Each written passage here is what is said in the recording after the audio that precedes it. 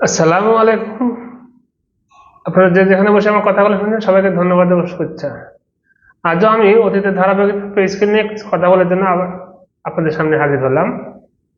আমি যে বিষয়টা নিয়ে কথা বলবো, পে স্কেল নিয়ে বর্তমানে যে জটিলতাগুলো চলছে, যে বিপদ আসন্ন, এতে পে স্কেলের ভাগ্য আসলে মানে আসলে কি ঘটতে যাচ্ছে বা কি ঘটবে এটা বলা মুশকিল। তো আমি যে বিষয়টা নিয়ে আমি আলোচনা করবো সেটা হচ্ছে, আমার কাছে মনে হয় যে আমাদের পে স্কেলের ভাগ্য এখন আমাদেরই হাতে। আবারও বলি, আমাদের পে স্কেলের ভাগ্য এখন আমাদের হাতে। পে স্কেলের ভাগ্য আর অন্য কারো হাতে নাই। কেন কথাগুলো বললাম, একটু বিস্তারিত ব্যাখ্যা করলে বুঝতে পারবেন। কথাগুলো এই জন্য বললাম যে পে স্কেল, পে কমিশন গঠন হয় পে স্কেলের রিপোর্ট প্রদানের জন্য। পে কমিশন গঠন করে দেয় সরকার। সরকার পে কমিশন গঠন করে দেওয়ার পর পে কমিশন যে কর্মকর্তা বিন্দু থাকে তারা নির্ধারিত, সরকারে বেঁধে দেয় নির্ধারিত সময়ের মধ্যে তাদের একটি সুন্দর গঠনমূলক এবং যুক্তিযুক্ত ও সবকিছু দেশের আভ্যন্তরীণ অনেক বিষয়, দেশের বা রাষ্ট্রের সামর্থ্য এবং প্রয়োজনীয়তা, প্রয়োজনীয়তা বলতে যাদের উদ্দেশ্যে পে স্কেলটা তৈরি হয় তাদের প্রয়োজনীয়তা সবকিছু মিলে কমিশন তার বিস্তারিত ধ্যান ধারণা, জ্ঞান প্রজ্ঞা, চিন্তা ভাবনা, অ্যাজাম্পশন, ইমাজিনেশন, সবকিছু মিলে তাদের অভিজ্ঞতা, সবকিছু মিলে তারা একটি রিপোর্ট প্রদান করেন। এটাই হচ্ছে স্ট্রাকচারাল বিষয়। এবং আমাদের এই সরকার, অন্তর্বর্তীকালীন সরকারও একটি কমিশন গঠন করে দিয়েছিলেন। সেই কমিশন নানান জটিলতা, নানান ছলচাতুরি, নানান মানে কাজ কারবার, তাদের নানান প্রশ্নের বিভিন্ন কিছু পর শেষমেশ গত 21 তারিখে একটি মোটামুটি সবার কাছে একেবারে মানে অযৌক্তিকও বলা যাবে না, একবারে যৌক্তিকও বলা যাবে না, একবারে ভালো বলা যাবে না, একবারে খারাপও বলা যাবে না, একটি রিপোর্ট সরকার প্রধানের কাছে জমা দিয়েছেন। এখন রিপোর্টটি জমা দেওয়ার সাথে সাথে পে কমিশনের কাজ কিন্তু শেষ। পে কমিশন রিপোর্ট জমা দেয় প্রয়োজনীয়তার, কতটুকু প্রয়োজনীয়তা রাষ্ট্রের, যাদের জন্য পে কমিশন গঠন করা হয়েছে, যাদের পে স্কেলের যারা উপকারভোগী তাদের জন্য কতটুকু প্রয়োজনীয়তা, তার উপর ভিত্তি করে তারা একটি মোটামুটি সম্ভাব্য, একেবারে এক্সাক্ট তো করা যায় না, বলা যায় না, মোটামুটি সম্ভাব্য রিপোর্ট সরকারের কাছে জমা দেন। এই পর্যন্ত তাদের কাজ। এর পরবর্তী কাজটুকু সরকারের, এর পরবর্তী কাজটুকু রাজনৈতিক দলের। রাজনৈতিক দলের কথা এই জন্য বললাম কারণ দেশ চালা রাজনৈতিক দলের, রাজনৈতিক দল, দেশ চালা রাজনৈতিক দলের লিডারেরা, দেশ চালায় যারা দেশকে শাসন করে তারা। তো এরা অবশ্যই সরকার, রাজনৈতিক দল থেকে তো সরকার গঠন করা হয়। তো এই জন্য বললাম রাজনৈতিক দলের নেতারা। তো এখন আমাদের এমনই ভাগ্য, এই যারা এটা বাস্তবায়ন করবে তাদের মধ্যেই একটি অংশ এর বিরোধিতা করতেছে। একটি অংশ বিরোধিতা করতেছে যারা বর্তমানে অরাজনৈতিক লোকজন কিন্তু সরকারে আছে, তারা বিরোধিতা করতেছে। পাশাপাশি আপকামিং যারা ক্ষমতা আসবে সামনে নির্বাচনে অর্থাৎ যারা সরকারের অংশ হবে, রাজনৈতিক দলের, বিভিন্ন রাজনৈতিক দলের নেতারা, তারাও বিরোধিতা করতেছে। এই জন্যই বললাম এখন এই জায়গা থেকে বের হয়ে আসতে হবে আমাদের সামনে। যে রাস্তাটা খোলা আছে, যে উপায়টা দেখতে হবে, সেটা হচ্ছে সামনে আমাদের সবাইকে ঐক্যবদ্ধ হতে হবে। 1 নম্বর, ঐক্যবদ্ধ হয়ে এর সপক্ষে আমাদের যুক্তি তুলে ধরতে হবে। এর সপক্ষে আমাদের প্রতিবাদ গ্রহণ করতে হবে বা প্রতিবাদ করতে হবে, এর পক্ষের যুক্তিযুক্ততা বোঝাতে হবে। এখন এটা বোঝাতে গেলে তো বলবেন আন্দোলন, হ্যাঁ আন্দোলন তো অবশ্যই, আন্দোলনে যেতে হবে, আন্দোলন করতে হবে। এবং আন্দোলন মানে এই না যে জ্বালাও পোড়াও দিয়ে শুধু আন্দোলন করা যায়। আন্দোলন কিন্তু অনেকভাবেই করা যায়। নীরবে আন্দোলন করা যায়, লিখনের মাধ্যমে আন্দোলন করা যায়। এখন সোশ্যাল মিডিয়া অনেক অ্যাডভান্স। সোশ্যাল মিডিয়াতে বিভিন্নভাবে আপনি নিজে লেখালেখি করতে পারেন, অন্য লেখাকে শেয়ার করতে পারেন, অন্য লেখাকে আপনি করতে পারেন, বিভিন্নভাবে করে আপনি আন্দোলনে শরিক হতে পারেন এবং আন্দোলনের পক্ষে আপনি জোরালো মতবাদ তুলে ধরতে পারেন। এইভাবে কিন্তু করা যায় না তা না। মূল কথা হচ্ছে যেটা বললাম, ওই যে প্রথমে বললাম, এখন পে স্কেলে বর্তমান অবস্থা এমন হয়ে দাঁড়াচ্ছে, ভবিষ্যতে এমন একটা জায়গা দাঁড়াচ্ছে যে আপনার পে স্কেল, আপনার প্রাপ্ত পে স্কেল আপনারই হাতে। আপনার প্রাপ্ত পে স্কেলের ভাগ্য আপনি নির্ধারণ করতে পারেন। এখন কিভাবে পারেন সেটা তো বললাম। তো পে স্কেল বাস্তবায়ন না হলে কিন্তু পে স্কেল এই রিপোর্টের কোনো দাম নাই। সবচেয়ে বড় কথা এটাই, সবচেয়ে বড় সত্য যে পে কোষের রিপোর্ট দিয়েছে ঠিকই, যেটা যদি বাস্তবায়ন সরকার না করে, বাস্তবায়ন যদি না করে, তাহলে এই রিপোর্টের কানা করেও দাম নাই। রিপোর্ট, এটা পে কোষের রিপোর্ট বাস্তবায়নের যে বাধাসমূহ, এই বাধাসমূহ কি কি? বর্তমানের বাধা কিছু আছে, ক্লাসিক্যাল বাধা, কিছু আছে মানে পরিস্থিতির বিবেচনায় বাধা। যেমন এখন পে স্কেলে বাস্তবায়নে পরিস্থিতি বিবেচনা সবচেয়ে বড় বাধা সরকারের কাছে সময়। তার মানে সরকার আর খুব বেশি দিন নেই, 12 তারিখে ইলেকশন, আজকে 26 তারিখ, সেই জন্য এদের সময় একটা অনেক বড় ফ্যাক্টর এই সরকারের কাছে, এবং অনেক বড় একটা ফ্যাক্টর হয়ে দাঁড়াচ্ছে। এবং তারপরে যে ফ্যাক্টর, মানে আমি তাৎক্ষণিক এই সরকারের যে বাধাগুলো, বাস্তবায়ন কৌশলের বাধা যেগুলো, সেগুলো নিয়ে আমি প্রথমে দু একটা পয়েন্ট কথা বলতেছি।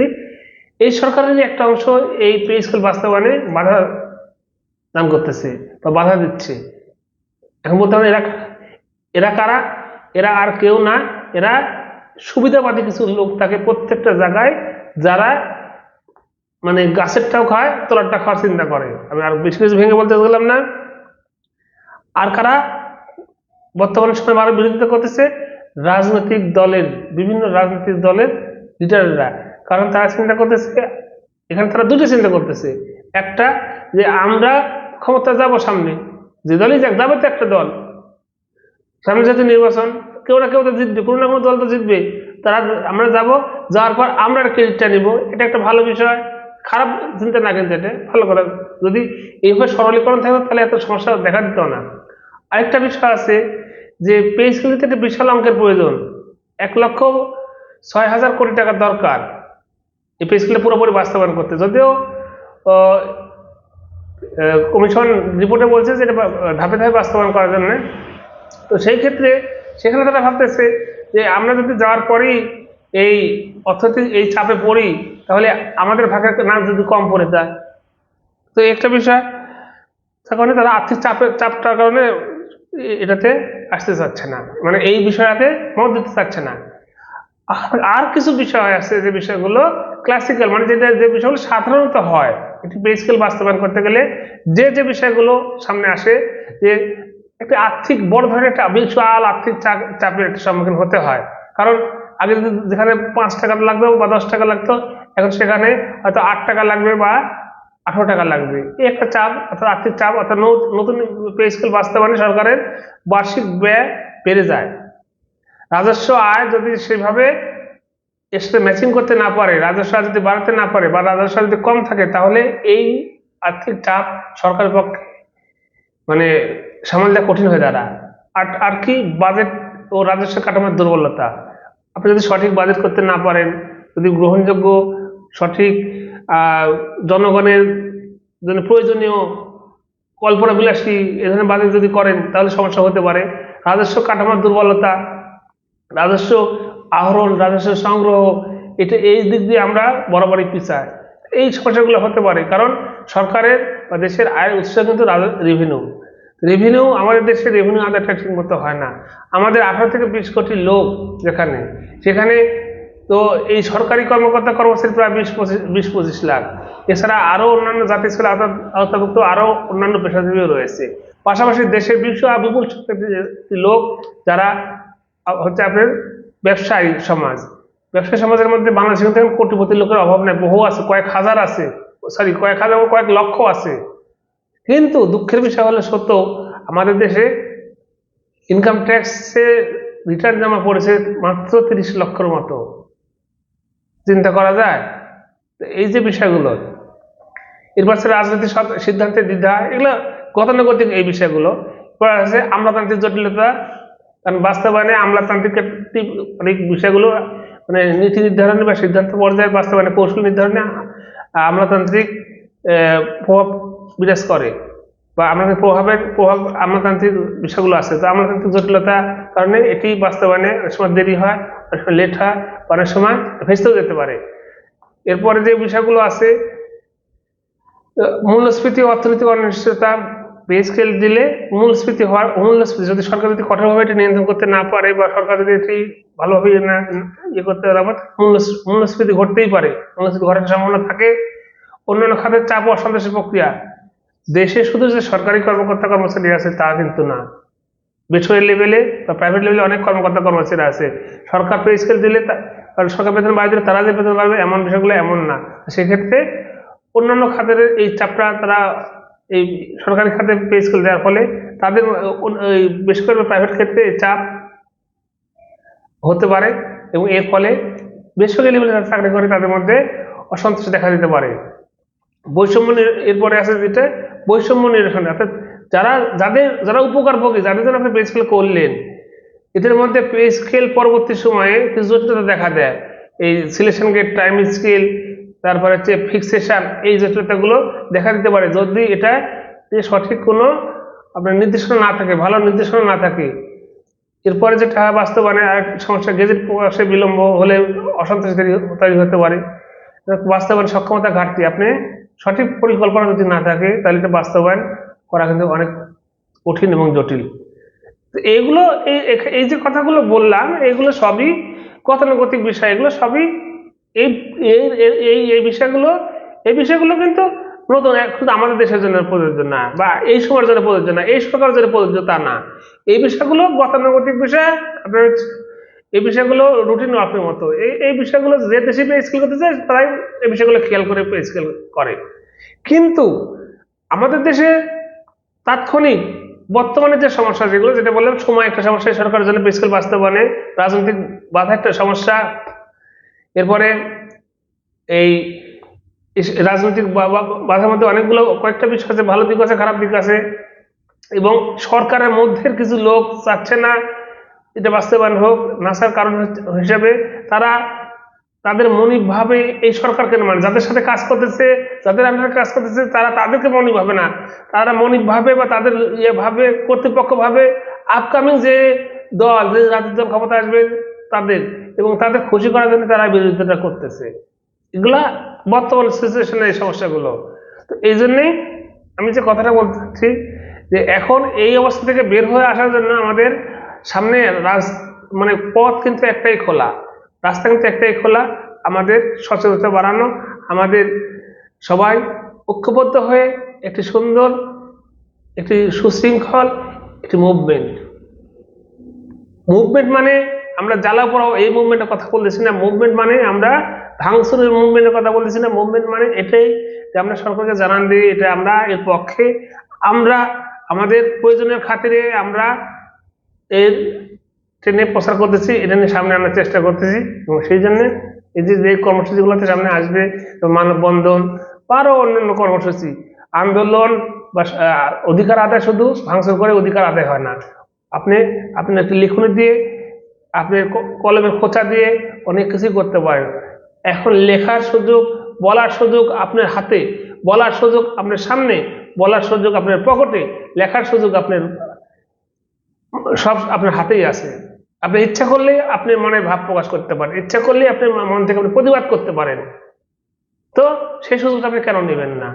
আপনি যদি এর উপকারভোগী হতে চান, আপনি যদি এর উপকার গ্রহণ করার আশা থাকে, তাহলে আপনিও চেষ্টা করেন সোশ্যাল মিডিয়াতে এগুলো নিয়ে প্রতিবাদ করার, এর পক্ষে স্লোগান তোলার, এই কাজগুলো করেন। তাহলে আপনিও উপকারভোগী হবেন, আমিও উপকারভোগী হব। আমিও কথা বলেছি, আপনার সাথে সাথে কথা বলেন। শুধু আমি তখন কথা বলছি, একজন কথা বলছি, তার সাথে যদি আপনিও কথা বলেন, দুজন হাত, কিন্তু একজনের হাত 2টা, দুজনের হাত 4টে, চারজনের হাত 8টা, 8জনের হাত 16টা। একের লাঠি কথা জানে, এক লাঠি 10-এর বোঝা। তো অনেক কথাই বললাম, অনেক বিষয় নিয়ে আলোচনা করলাম। চেষ্টা করেন সবাই, শেষে যে কথাটা বললাম, সবাই সবার যা যা জায়গা থেকে, যা যা পজিশন থেকে বেশি না পারেন দিনে একটি প্রতিবাদমূলক কথা লেখেন আপনার সোশ্যাল মিডিয়াতে, দেখবেন আপনি একটা লিখলেন, এভাবে যদি 20 লক্ষ লোক 20 লক্ষটা লেখে তাহলে কি অবস্থা দাঁড়াবে বুঝতে পারছেন? তো অনেক কথাই বলে ফেললাম, আজকে মতো এখানে বিদায় নিই। যাদের আলোচনাটুকু ভালো লাগলো তারা আমার চ্যানেলটাকে সাবস্ক্রাইব করে আমার সাথে থাকবেন। ধন্যবাদ সবাইকে। Thanks for watching. Till then, আল্লাহ হাফেজ।